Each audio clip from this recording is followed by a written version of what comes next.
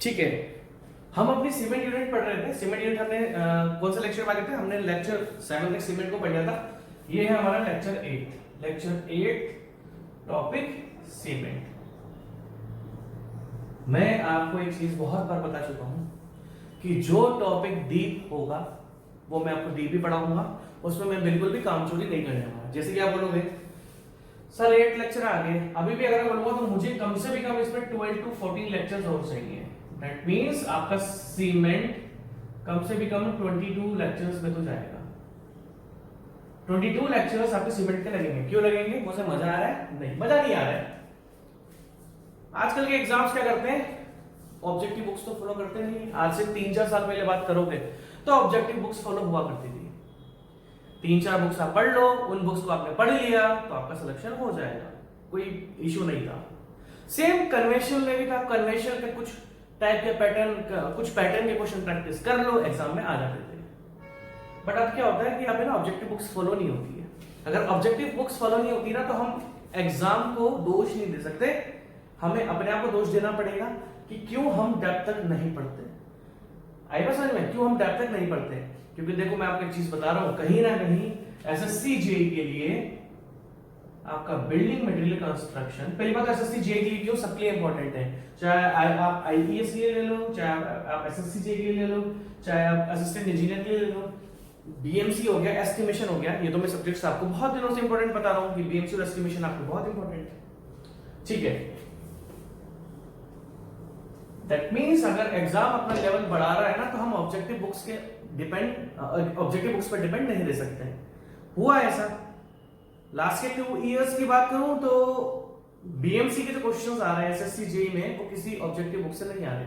हमें लेके चलते कि 21 क्वेश्चन आए, 22 क्वेश्चन आए बीएमसी के, 100 में से 20-21 क्वेश्चन आ जाते हैं बीएमसी के, और उन 100 में से अगर 20-21 क्वेश्चन बीएमसी के आ रहे हैं तो 10 या 11 क्वेश्चन ओनली किसके आते हैं? सीमेंट और आपका कंक्रीट का। या तो कंक्रीट 10 मार्क्स का आ जाएगा या फिर सीमेंट 10 मार्क्स का आ जाएगा। दोनों में से ये एक यूनिट 10 मार्क्स से आ जाती। बाकी रिमेनिंग जो भी आपके स्टोन्स, टिम्बर, एडमिक्सचर्स, लाइम, ये जो रिमेनिंग यूनिट्स है इनसे आपके क्वेश्चंस आ जाते हैं, है ना? सब यूनिट से एक दो करके कुछ सारे आ जाते हैं। और जब मैं लास्ट 2 इयर्स की बात कर रहा हूं तो भैया बहुत से क्वेश्चन ऐसे हैं, मैं आपको फिर बोल रहा हूं, अगर बीएमसी में 21 या 22 क्वेश्चन हम लेके चलते हैं कि आउट ऑफ 100 आते हैं, 100 में से दैट इज 22% तो आपका बीएमसी कवर करता है। अब आपको क्या लगता है कि अगर ये बीएमसी 22% कवर करता है तो क्या आपने 3-4 ऑब्जेक्टिव बुक्स रख ली हो जाएगा? नहीं हो पाता। उसकी हमें क्या पढ़ना पड़ता है? डेप्थ तक। और मैं अगर आपसे बात करूं, अगर 22 क्वेश्चन आए ना, 22 क्वेश्चन में से आप 10 क्वेश्चन बोल दोगे कि बुक से आए, 10 से 12 क्वेश्चन आप बोल दोगे कि बुक से आए, बाकी जो रिमेनिंग 10 क्वेश्चंस हैं वो पूरे कॉन्सेप्ट से आए। अभी कॉन्सेप्ट का मतलब पता है आपको क्या है? ये किसी ऑब्जेक्टिव बुक में दे ही नहीं रखा, ये किसी ऑब्जेक्टिव बुक में नहीं दे रखा, तो इसलिए हमारी मजबूरी कि हमें टॉपिक डेप्थ तक पढ़ना पड़ेगा। अगर मैं आपको सीमेंट 22 लेक्चर्स में पढ़ा रहा हूं तो मुझे 22 लेक्चर में तो, अब हमने कंक्रीट भी 18-20 लेक्चर्स में करा होगा, है ना? तो कंक्रीट और सीमेंट को मिला के हमारे, अगर मान लो मैं उसके 15 भी मान लो, 15 और 22 आप देखो 37 लेक्चर्स तो मेरी 2 यूनिट हो रही है बस।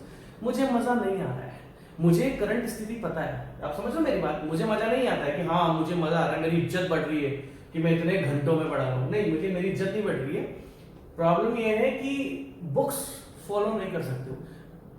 40 आवर्स में बीएमसी हो जाता है, बिल्कुल हो जाता है, तब हो जाता है जब बुक्स फॉलो हो जाती है, ऑब्जेक्टिव बुक्स। आपने थोड़ा बहुत कॉन्सेप्ट पढ़ा, और थोड़ा बहुत कॉन्सेप्ट पढ़ने के बाद आपने ऑब्जेक्टिव बुक प्रैक्टिस करी और उसी से क्वेश्चन आ गया।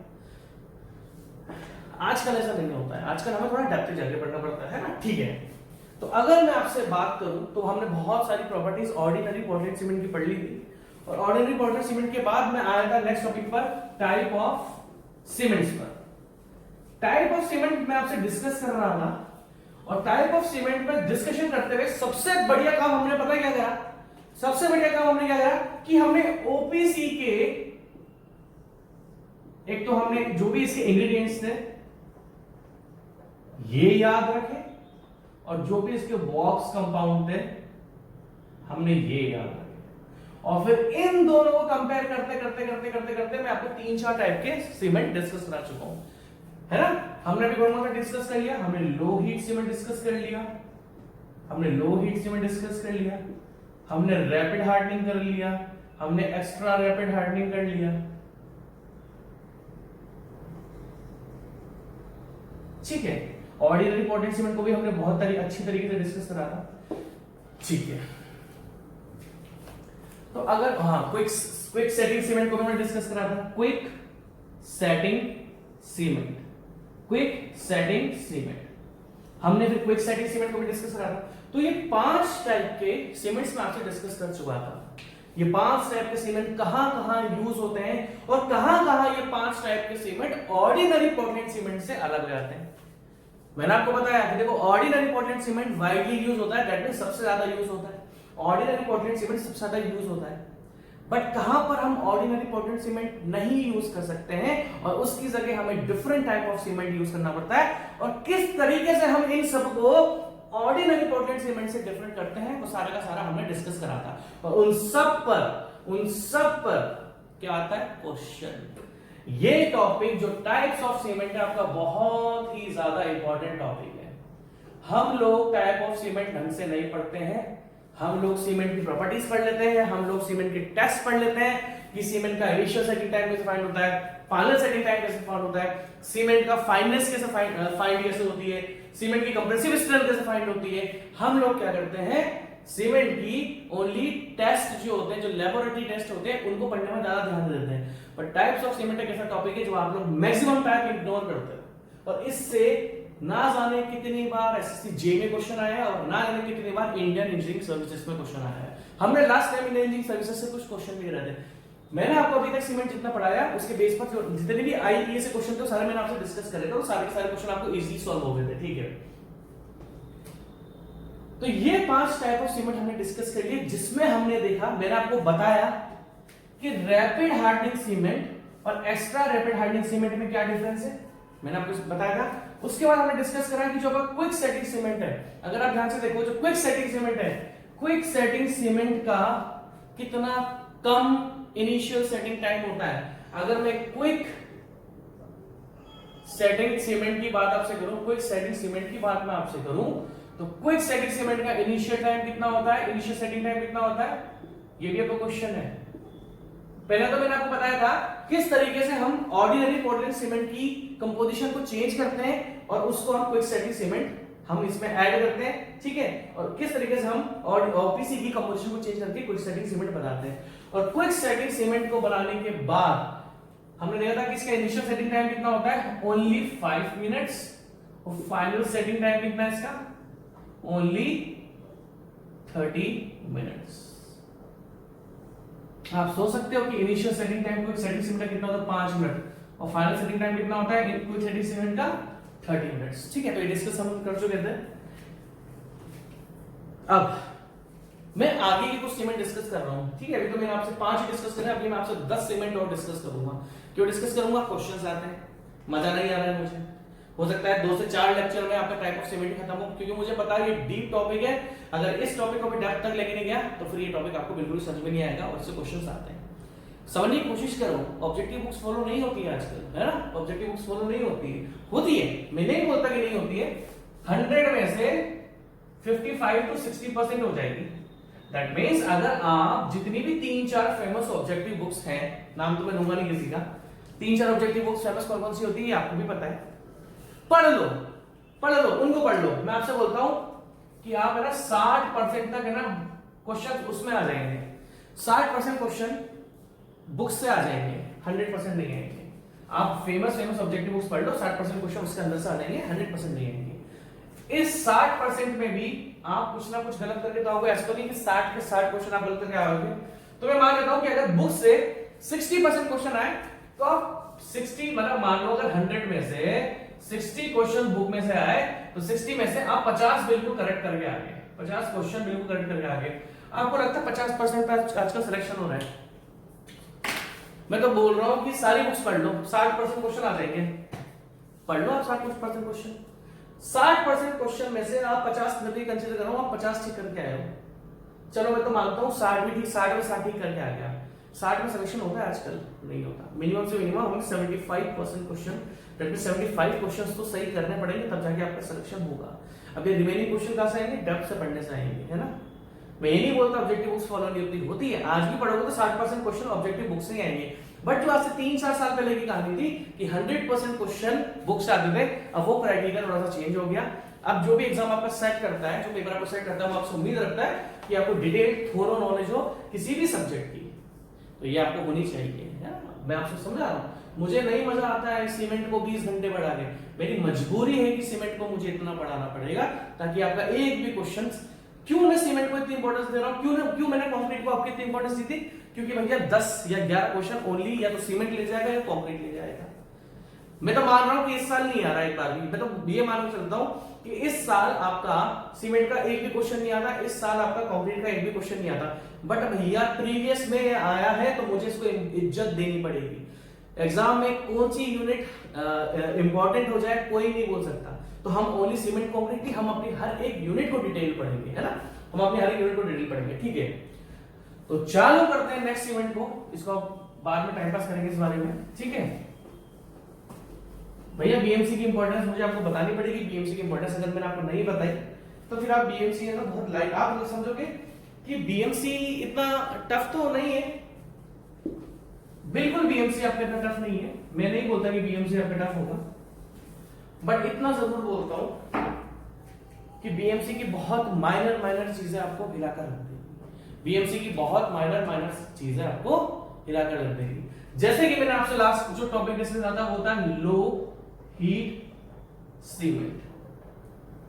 लो हीट सीमेंट आपको पता है, स्पेशली मैंने आपको बता दिया कि जहां पर भी हम मास कंस्ट्रक्शन करते हैं लाइक डैम्स, जो कि डायरेक्ट एक्सपोज रहता है सन की, डैम क्या होता है डायरेक्ट एक्सपोज रहता है सन की, और जब हम सीमेंट यूज करके कंक्रीट बनाते हैं उसमें जब वाटर ऐड करते हैं तो हाइड्रेशन होता है, उससे हीट निकलती है, हीट के कारण पानी उड़ना चालू करता है, पानी इवोपरेट होना चालू करता है, और पानी अगर उड़ेगा, इवेपोरेशन पानी का होगा तो कंक्रीट के अंदर गैप्स बन जाते हैं, वॉइड्स बन जाते हैं, जिस कारण कंक्रीट में क्रैक्स आ जाते हैं, और कंक्रीट में क्रैक्स आ जाएंगे तो कंक्रीट की स्ट्रेंथ घट जाएगी। तो जो डैम जिसमें बहुत ही ज्यादा कंक्रीट यूज होता है, तो हम ये चाहेंगे कि भैया उसमें ज्यादा हीट लिबरेट ना हो, ज्यादा हीट लिबरेट ना हो, और इस कारण अगर ज्यादा उसमें हीट लिबरेट हो गई तो क्रैक्स आ जाएंगे, क्योंकि मास कंक्रीट वर्क में बहुत ज्यादा मास कंक्रीट वर्क यूज होता है डैम्स में।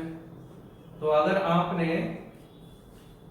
एक ऐसा सीमेंट यूज कर लिया जिसकी हीट ऑफ हाइड्रेशन, जिसमें से हीट बहुत ज्यादा लिबरेट करती है, और आप उसकी ढंग से क्योरिंग नहीं कर पाए, क्योरिंग भी तरीके से करनी पड़ती है, क्योरिंग आप, अब डैम इतना बड़ा होता है, आप उसकी क्योरिंग अगर आपने एक नॉर्मल सीमेंट यूज कर लिया और आपकी क्योरिंग में जरा सी भी प्रॉब्लम हो गई तो उसकी स्ट्रेंथ घट जाएगी और पानी फिर मारेगा फोर्स और फिर आपका डैम टूट जाएगा। तो इसलिए हम इसमें क्या यूज करते हैं, लो हीट सीमेंट। अब इस लो हीट सीमेंट से क्या क्वेश्चन आ जाएगा कि कैसे हम लो हीट सीमेंट को प्रोड्यूस करते हैं। तो मैंने बताया था जो आपका ओपीसी होता है, जब हम किसी भी सीमेंट में, स्पेशली ऑर्डिनरी पोर्टलैंड सीमेंट में, जब हम सीमेंट में वाटर ऐड करते हैं, तो क्या होता है, बॉक्स कंपाउंड फॉर्म होता है, बॉक्स कंपाउंड फॉर्म होते हैं। कौन कौन से होते हैं, C3A, C4AF, या आप इस तरीके से लिख लो, मैं असेंडिंग ऑर्डर में लिख देता हूं इसको, C4AF, C3A, C2S, C3S, ध्यान से देखना। अभी इस जगह में लिख रहा हूं ऑर्डिनरी पोर्टलैंड सीमेंट, और इस जगह लिख रहा हूं मैं आपका लो हीट सीमेंट। वैसे तो मैंने लो हीट सीमेंट आपका डिस्कस कर लिया था, मैं एक एग्जांपल दे रहा हूं ताकि आपको ध्यान रहे। अगर मैं आपसे पूछूं tetra calcium aluminium fluoride ordinary Portland cement, पहली बात तो ये क्या होता है, बॉक्स कंपाउंड, और बॉक्स कंपाउंड कब फॉर्म होते हैं, जब हम सीमेंट में पानी ऐड कर लेते हैं। बॉक्स कंपाउंड कब फॉर्म होते हैं, जब हम सीमेंट में पानी को ऐड कर लेते हैं, ठीक है। तो C4AF जो बॉक्स कंपाउंड होते हैं वो भी परसेंटेज में फॉर्म होते हैं, क्योंकि इन बॉक्स कंपाउंड की percentage formation he different types of cement को क्रिएट करती है। ये जो बॉक्स कंपाउंड आपके फॉर्म होते हैं, जैसे अगर मैं बात करूं तो टेट्रा कैल्शियम एल्यूमिनियम फ्लोराइड, वैसे मैंने इन सबके रोल आपको बता दिया, बार-बार डिस्कस करके आपको टाइम वेस्ट नहीं करूंगा। ये कितना होता है, 6% से 10%। C3S 8% से 12%, 15 तक भी आ जाता है ये, 8 15 12, 8 से 15। C2S कितना होता है आपका, 25% से 40%, और C3S कितना होता है आपका, 30% से 50%। तो ये जितने भी बॉक्स कंपाउंड मैंने आपको बताए ये हैं फॉर ऑर्डिनरी पोर्टलैंड सीमेंट, और मैंने आपको पहले बताया था कि इनसे भी आपका ऑब्जेक्टिव क्वेश्चन आता है कि भैया ये कितने परसेंटेज में फॉर्म होता है, ये कितने परसेंटेज में, ये कितने परसेंटेज में, ये कितने परसेंटेज में। और आपसे ये भी पूछ सकते हैं कि ऑर्डिनरी पोर्टलैंड सीमेंट में सबसे ज्यादा कौन सा बॉक्स कंपाउंड मैक्सिमम परसेंटेज में फॉर्म होता है, तो कौन सा होता है, ट्राई कैल्शियम सिलिकेट। कौन सा फॉर्म होता है, ट्राई कैल्शियम सिलिकेट। तो लास्ट हमने लेक्चर में डिस्कस करा था कि लो हीट सीमेंट जो होता है आपका, इसमें हमें ट्राई कैल्शियम एल्यूमिनेट, क्योंकि सबसे ज्यादा जो हीट लिबरेट करता है, जब बॉक्स कंपाउंड फॉर्म होता है तो सबसे ज्यादा हीट लिबरेट करता है, वो कौन करता है आपका, ट्राई कैल्शियम एल्यूमिनेट। कौन यूज करता है? अगर मैं इन तीनों की बात करूं, फर्स्ट नंबर पे try calcium aluminate, second number पे ट्राई कैल्शियम सिलिकेट और थर्ड नंबर पे डाइकैल्शियम। हमने डिस्कस कर लिया था, हल्का सा रिवीजन कर रहा हूं ताकि आगे आपको पढ़ने में मजा आए।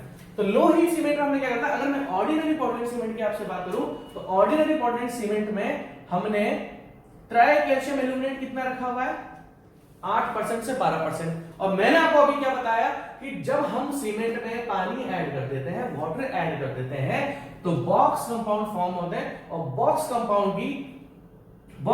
में सबसे ज्यादा जो हीट लिबरेट करता है, सबसे ज्यादा जो हीट जिसकी हीट ऑफ हाइड्रेशन होती है, वो किसकी होती है, C3A की। अब लो हीट सीमेंट पर आ जाओ।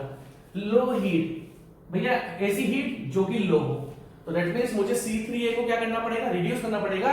इसलिए हम लो हीट सीमेंट में C3A मैक्सिमम से मैक्सिमम कितना रख देते हैं, 5%। और ये रहा आपका ऑब्जेक्टिव क्वेश्चन, ये रहा आपका ऑब्जेक्टिव क्वेश्चन कि C3A में हम मैक्सिमम से मैक्सिमम क्यों रखा हमने C3A मैक्सिमम, क्यों हमने C3A को 5% रखा? हमने C3A को 5% इसलिए रखा क्योंकि भैया C3A ही सबसे ज्यादा हीट ऑफ हाइड्रेशन लिबरेट करता है। अगर मुझे एक ऐसा सीमेंट चाहिए जिसमें हीट ऑफ हाइड्रेशन कम हो, अब आप ये बोलोगे सर हीट ऑफ हाइड्रेशन कम होने से होगा क्या?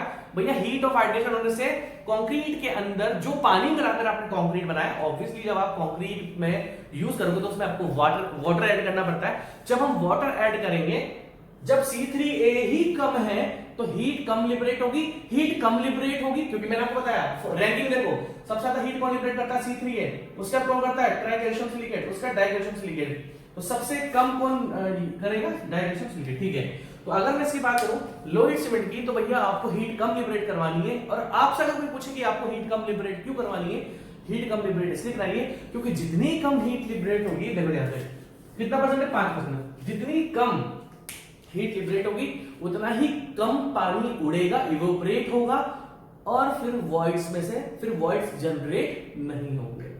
मतलब मैंने आपको बताया ना कि अगर एकदम से पानी उड़ गया तो पानी उड़ गया तो कंक्रीट के पार्टिकल्स के बीच में जो भी हमारे पार्टिकल्स हैं उनके बीच में वॉइड्स आ जाएगा, वॉइड्स आ जाएगा तो क्रैक्स आ जाएगा, क्रैक्स आ जाएगा तो स्ट्रेंथ रिड्यूस हो जाएगी। ठीक है, खत्म करते हैं इस टॉपिक को। अब अगर मैं आपसे आगे की बात करूं, अब इंपॉर्टेंट है चीजें, अब ध्यान से सुनना भाई। अब मेरे जो दो टाइप के सीमेंट आ रहे हैं, जो मेरे दो टाइप के सीमेंट आ रहे हैं, कौन कौन सा? एक तो पोर्टलैंड पोज़ोलाना सीमेंट, फर्स्ट क्या डिस्कस करा मैंने आपसे, पोर्टलैंड पोज़ोलाना सीमेंट, और दूसरा सल्फेट रेजिस्टिंग सीमेंट। एक चीज ध्यान से देखना, मैं आपको चीज बता रहा हूं, ordinary Portland cement, Portland pozzolana cement, इसको पीपीसी बोलते हैं, और third sulphate resisting cement, SRC. Ordinary Portland cement, Portland pozzolana cement and SRC, sulphate resisting cement. हम रट तो लेते हैं कि इन तीनों में डिफरेंस क्या होता है, बट अगर मैं आपसे पूछूं कि इन तीनों में डिफरेंस क्या है, ordinary Portland cement, Portland pozzolana cement और सल्फेट रेजिस्टिंग सीमेंट, इन तीनों में डिफरेंस क्या है, तो उसके लिए मैं आपसे डिस्कस करूंगा। आप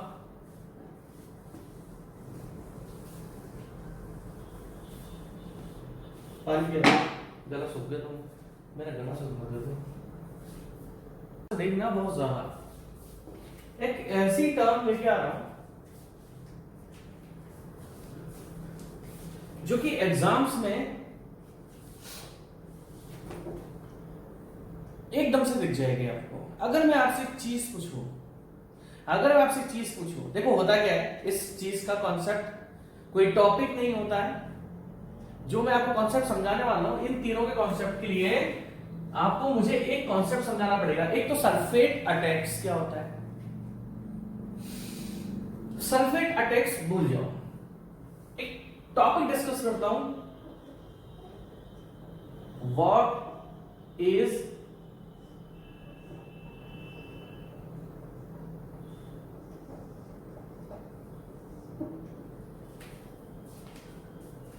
व्हाट इज CSH जेल? एकदम से आप बोलोगे अरे सर ये क्या है, सर समझ में नहीं आया। इस कॉन्सेप्ट को समझने के लिए मैं आपको गारंटेड बोल रहा हूं कि अगर ये एक्चुअली CSS जेल जो होता है ना, ये कहीं पर भी लिखा नहीं रहता है, ये कहीं पर भी आपको लिखा हुआ नहीं मिलेगा एकदम से। फिर एकदम से इसका रोल आ जाता है और हम लोग इसको ध्यान नहीं देते, उसको इग्नोर करके आगे बढ़ जाते हैं। What is CSH gel? मैं आपको बताता हूं क्या होता है। When water is added in cement, box compound form। कुछ कुछ बुक्स में ना ये यू आगे भी हो सकता है, BOUGES, तो कोई दिक्कत नहीं है, समझना मेरी बात। कुछ बुक्स में BOUGES बॉक्स कंपाउंड इस तरीके से लिखा रहता है, बट ये वाली स्पेलिंग में ठीक है आपने BOGUE.S, ठीक है। When water is added in cement, box compound form। अब ध्यान से सुनना, कौन कौन से बॉक्स कंपाउंड होते हैं? C3A, C2S, C3S and C for AF। अगर मैं आपसे पूछूं इसमें से है ना इंपॉर्टेंट, ध्यान सुनना, अगर मैं आपसे पूछूं कि इसमें से इंपॉर्टेंट बॉक्स कंपाउंड कौन सा होता है स्ट्रेंथ की, तो आप बोलोगे सर देखो ये तो एक दिन के लिए देता है, ये आखिरी तक देता रहता है, ये आखिरी तक देता रहता है। बट अगर सर मैं आपसे ओपीसी की बात करूं,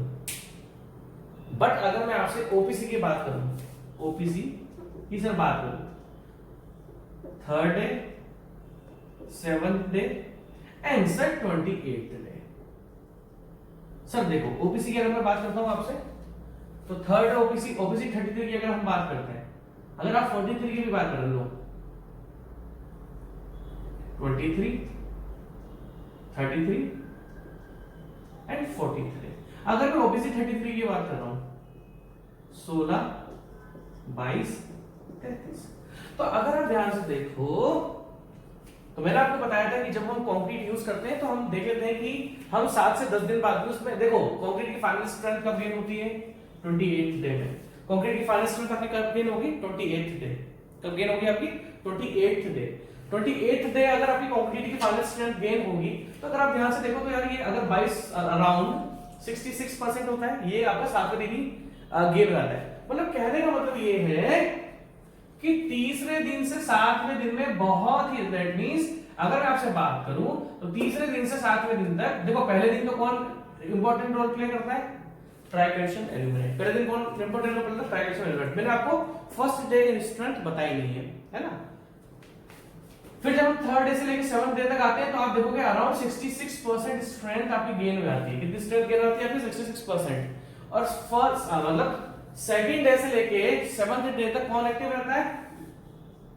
C3S। कौन एक्टिव रहता है? C3S।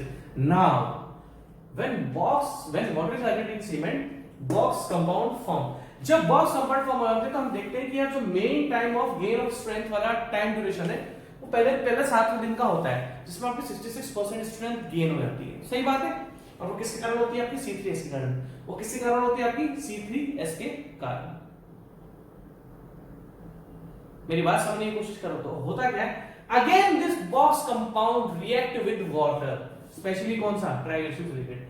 Again this box compound react with water and form react हो जाता है CSH, calcium, and form CSH। अभी C का मतलब क्या होता है? Calcium silicate hydrate, CH, calcium silicate hydrate.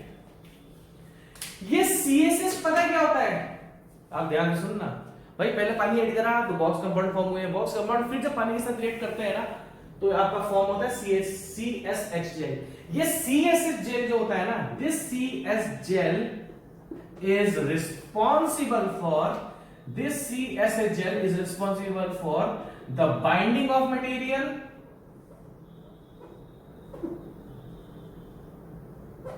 and for the strength of material,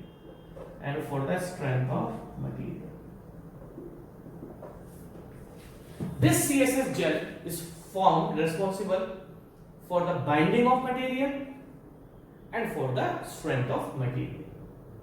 अब ध्यान से देखना, दैट मीन्स जो आपकी सीमेंट आपने कंक्रीट में यूज करा है और जो स्ट्रेंथ प्रोवाइड कर रहा है वो आपका कौन, और भी प्रोडक्ट्स होते हैं इसमें, CHB होता है, ये हमारे किसी काम का नहीं है, ठीक है, जो काम का है, और भी इसके प्रोडक्ट्स फॉर्म होते हैं जब इसकी क्रिएशन होगी तो और भी, क्योंकि अभी तो हमने एक ही सी यूज करा ना, एक ही H यूज करा ना, तो एक सी वो किसी काम के नहीं, ठीक है। मेन प्रोडक्ट जो हमारा फॉर्म होता है वो होता है CSH जेल, ठीक है।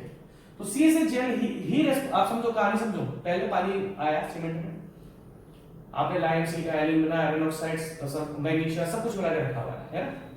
उसके बाद पानी मिलाओगे तो फिर आपका बॉक्स कंपाउंड फॉर्म होंगे। अब अगेन बॉक्स कंपाउंड फॉर्म होंगे ना, तो बॉक्स कंपाउंड वापस से पानी के साथ रिएक्ट करता है, और आप ये भी बोल सकते हो कि बॉक्स जो CSH जेल फॉर्म होता है, CSH जेल फॉर्म और give strength in the absence of water, in the presence of water, in the presence of water। क्या कहानी है, मेरी कहानी समझने की कोशिश करो। अगर आप कहानी समझने की कोशिश नहीं करोगे तो मैं कसम खा के बोल रहा हूं आपको मजा ही नहीं आने वाला, आपको मजा ही नहीं आया। अगर आप इन चीज समझने की कोशिश नहीं करोगे तो आपको बिल्कुल ही मजा नहीं आने वाला। क्या मैं कहने की कोशिश कर रहा हूं, पहले आप वो समझने की कोशिश करो। तो मैंने आपसे बोला CSH जेल, जो पहले आपने पानी ऐड करा, बॉक्स कंपाउंड फॉर्म हुआ, बॉक्स कंपाउंड फॉर्म होने के बाद हमारा मेन जो रिस्पांसिबल है वो है आपका ट्राइकैल्शियम सिलिकेट, जो आपके 7वें दिन तक ही अगर देखो OPC 33 की फाइनल स्ट्रेंथ कितनी है, 22 डिवाइडेड बाय 33, अराउंड 66.7 स्ट्रेंथ आपके 7वें दिन में आती है। दैट मींस मेन रिस्पांसिबल है, क्योंकि सेकंड डे से 7वें दिन तक कौन रिस्पांसिबल रहता है, ट्राइकैल्शियम सिलिकेट। तो ट्राइकैल्शियम सिलिकेट जो आपका रिस्पांसिबल रहता है, अब ध्यान सुनना मेरी बात, ट्राइकैल्शियम सिलिकेट जो आपका रिस्पांसिबल रहता है ये सेकंड से 7वें दिन तक होता है। तो दैट मींस जब ये बॉक्स कंपाउंड आपका बनता है तो इस बॉक्स कंपाउंड फॉर्म होने के बाद जब ये वापस पानी के साथ रिएक्ट करता है तो फॉर्म होता है CSH gel. CSH gel full form क्या है, कैल्शियम सिलिकेट हाइड्रेट। एक्चुअली ये कोई अलग से टॉपिक नहीं है, बट ये आपको पढ़ना जरूरी रहता है, क्योंकि जब तक मैं आपको ये CSH जेल की कहानी नहीं बताऊंगा तब तक मैं आपको सल्फेट रेजिस्टिंग सीमेंट कभी बता ही नहीं सकता। मैं आपको जिंदगी में, आप लोग डायरेक्ट सल्फेट रेजिस्टिंग सीमेंट पढ़ लेते हो, अरे जब तक आप CSH जेल को नहीं जानोगे ना तब तक आप सल्फेट रेजिस्टिंग सीमेंट को पढ़ना ही आपकी मतलब बेकार है, आप पढ़ो ही मत फिर, तो उसको मतलब ही नहीं है फिर उसको पढ़ने का, ठीक है। CSH जेल बन गया। अब ये CSH जेल ही वो रिस्पांसिबल होता है जो कि मटेरियल की बाइंडिंग करता है, लाइक सीमेंट को, कंक्रीट सबको एक जोड़ के रखता है। अब मैंने आपसे कहा CHS फॉर्म और give strength in the presence of water, पानी इसको चाहिए होता है। अब एक चीज ध्यान रखना, जो मैं आपको समझा रहा हूं, अटैक ऑफ सल्फर। इससे पहले अगर मैं आपसे पूछूं, अब आपकी क्योरिंग हमने डिस्कस कर लिया, क्योरिंग क्या होता है।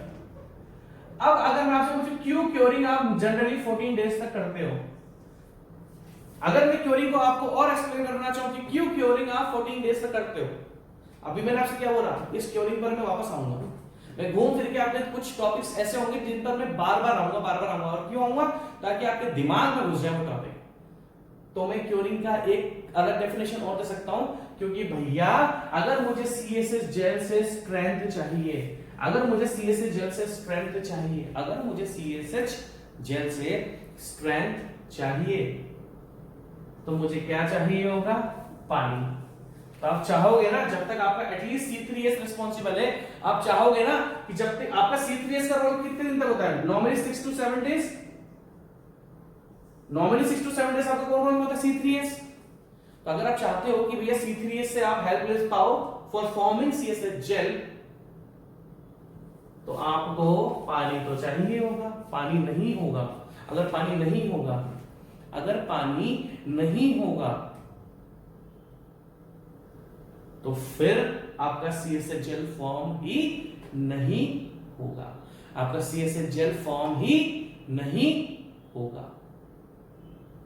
समझ में आ रही है बात या नहीं आ रही है, ठीक है।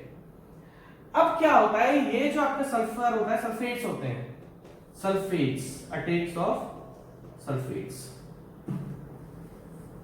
सल्फेट्स क्या करते हैं, सल्फेट्स अटैक्स, ध्यान से सुनना, लिखा हुआ नहीं है बुक्स में, मैं आपको फिर बता रहा हूं, जो मैं चीज आपको बताऊंगा। अब सल्फेट्स क्या होते हैं, जो सल्फेट्स के आयंस होते हैं, sulphate ions absorb in concrete, क्या होगा, हम सीमेंट को स्पेशली ये ध्यान रखेंगे, अगर मैं आपसे बोलूं, कोई भी आपसे बोले कि सीमेंट की स्ट्रेंथ कौन प्रोवाइड कर रहा है, सीमेंट की बाइंडिंग कौन प्रोवाइड कर रहा है, तो आप बोल दोगे भैया CSH gel, calcium silicate hydrate gel. तो दैट मींस हमारा सर्वशक्तिमान कौन है सीमेंट के लिए, CSH जेल। और जनरली जो भी आपका सीमेंट पेस्ट बनता है ना, जो भी आपका सीमेंट पेस्ट बनता है, भाई सीमेंट पेस्ट में तो हम आयरन ऑक्साइड ही मिलाते हैं ना, हम मैग्नीशियम भी मिलाते हैं, सब कुछ मिलता है सीमेंट के अंदर, तो सब कुछ होता है, ऐसा तो नहीं है कि ओनली आपका ये C3 फॉर्म, आप समझ रहे हो मेरी बात, सीमेंट में हम और भी चीजें मिलाते हैं, मैग्नीशियम मिलाते हैं, आयरन ऑक्साइड मिलाते हैं, तो सीमेंट पेस्ट के अंदर आयरन ऑक्साइड का रोल क्या है, कलर प्रोवाइड करना। तो सीमेंट के अंदर और भी कंपोजिशंस होती हैं। कोई आपसे पूछे कि जो सीमेंट के, अगर आपने सीमेंट पेस्ट बना दिया, तो सीमेंट पेस्ट की अंदर CSH जेल, अगर 100% सीमेंट पेस्ट बनाया आपने, कुछ भी अमाउंट मिला के सीमेंट पेस्ट बना दिया, उस सीमेंट पेस्ट के अंदर 50%